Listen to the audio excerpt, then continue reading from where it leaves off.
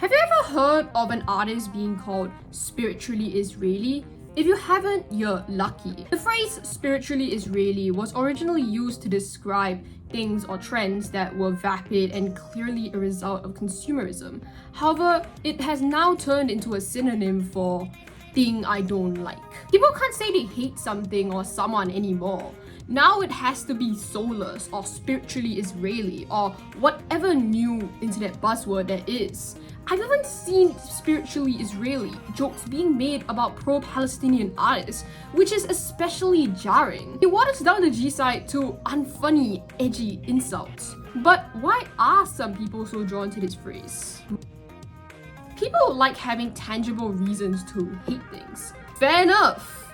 There is value in good hit pieces or critiques of artists. However, these opinions are formed through critical thinking and a certain degree of introspection, not being repulsed by art and turning to internet buzzwords instead of understanding what exactly puts you off. Sometimes you just don't like things, and it's important to understand what leads to a negative reaction to something.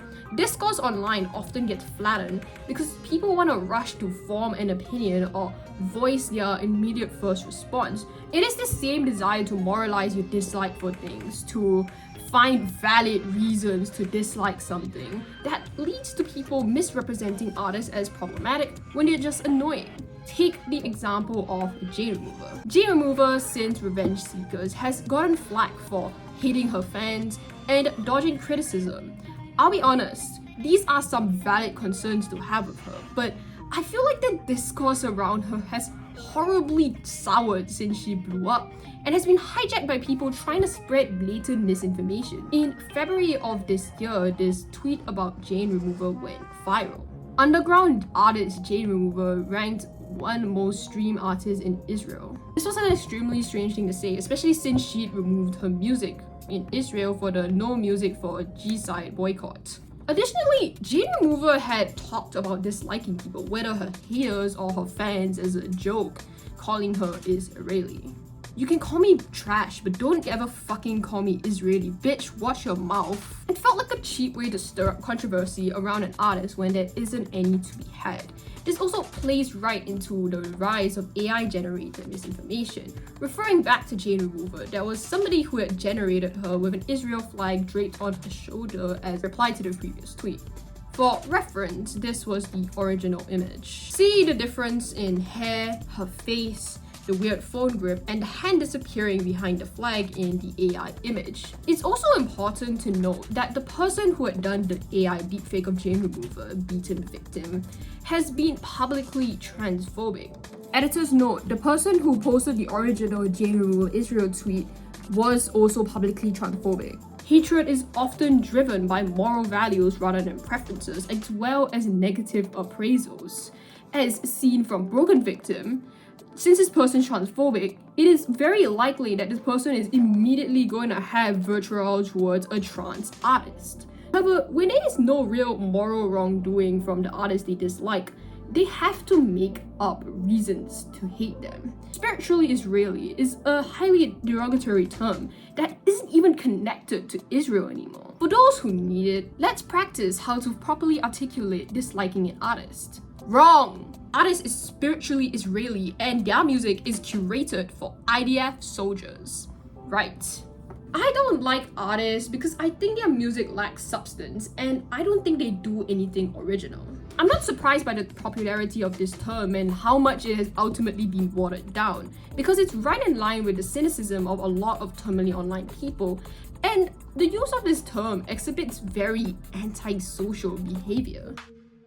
It's no secret that the rapid-fire nature of information on the internet leads to people being overwhelmed with information. This leads to people slowly accepting atrocities as just a natural part of life, and disregarding their empathy for the people affected by these issues the second that they no longer become trendy.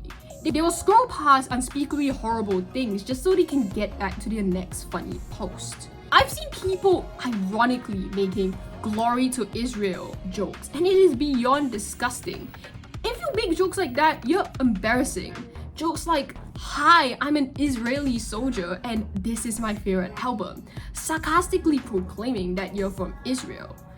People want to farm for engagement, meaning that they have to say the most egregious thing possible to get attention. It is a pissing contest for who can be the most insufferable bitch online. Propaganda, as well as disingenuous reporting from news outlets, it's dehumanizing, misinformed narratives. It is not a stretch to believe that even if people reject these narratives, that they may have internalized some of the beliefs expressed on the news. Thus, they display them through cut and paste, edgy humor, which ultimately still work to dehumanize Palestinians, reducing their suffering to punchlines. However, it is important to note that the internet has been edgy for years. This is not some new thing. People love being transgressive and making light of serious things. Some may even claim that they're doing it to shed light on the things they're joking about, or even to cope, which is bullshit.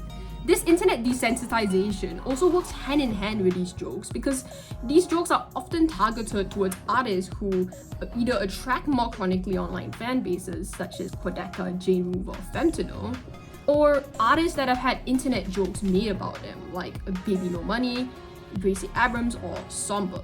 Let's look at BBNO, for example. His amount of grifting and online collaborations leads to him also attracting haters who are more chronically online, likely to clown on him because of his blatant capitalization of internet memes, as well as, again, blatant grifting. As for Gracie Abrams and Somber, it's likely because of the joke about blocking them a few months ago, when people would say stuff like, "I got so mad that I had to block Gracie Abrams," which in this case, Spiritually Israeli is more so a dig at how commercialized their music is. But why not just say that? It's rare to see Spiritually Israeli jokes made towards artists who are actual Zionists, likely because the people making these jokes don't actually care about Palestine, and the criticism for these artists come from people who actually care. This can be argued on both sides, but I'll focus more on the people who claim to be against the G side. Some people, as I mentioned earlier, claim that they are partaking in satire. Some say that these jokes are a sign that public opinion on Israel is declining. And though this can be somewhat true, it's still a very flawed way of looking at it. Firstly, if this is satire, why is there such a lack of focus in its targets? It makes sense to make these jokes about artists like Pharrell Williams, Bruno Mars, and Thom Yorke, for example. The first two are Zionists, and Thom Yorke is a loser fence-sitter. Secondly, using Spiritually Israeli as a synonym for something I don't like nullifies its impact. Phrases like Spiritually Israeli and the offshoot jokes from it, for example, Israel LGBT, are actively harmful to the pro-Palestinian cause because it gives Zionists ammo to cry anti-Semitism regarding recent increase in public support for Palestine. As I've reiterated again and again, it's very clear that the people making these jokes do not care about G-side and just want to reduce it to a bad joke. If I see one more Spiritually Israeli joke online, I'm just gonna assume that you're a government psyop and block you. What do you think of this video? Do you like it? Do you dislike it? Let me know in the comments. Subscribe if you want, and have a nice day.